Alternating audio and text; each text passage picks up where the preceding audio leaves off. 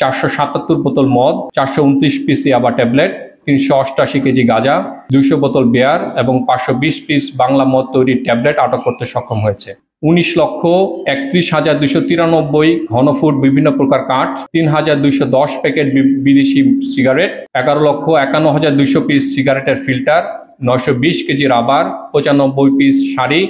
1,785 packet আতশবাজি, 308 litre কীটনাশক,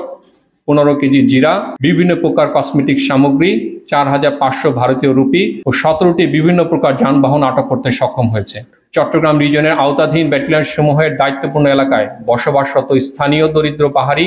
ও বাঙালি জনগণকে শান্তি, সম্প্রীতি ও উন্নয়ন কর্মসূচির আওতায় 1006 জনকে আর্থিক অনুদান, 19 জনকে গৃহ নির্মাণের জন্য ঢেউটিন, 43টি ধর্মীয় প্রতিষ্ঠানে আর্থিক অনুদান, ফুলছড়ি পুলিশ ক্যাম্পে টয়লেট নির্মাণের জন্য 2 বান্ড টিন প্রদান,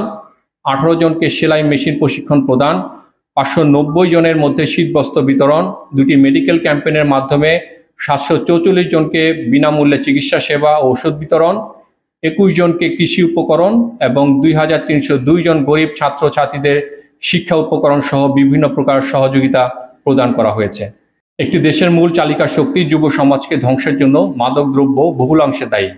চট্টগ্রাম রিজন অধীনস্থ ব্যাটালিয়ন সমূহ আভিযানিক কার্যক্রম পরিচালনা করে চলতি মাসে 4 জন আসামি সহ 6,14,850 টাকার মাদক এবং 6,25,67,725 টাকার অন্যান্য মালামাল সহ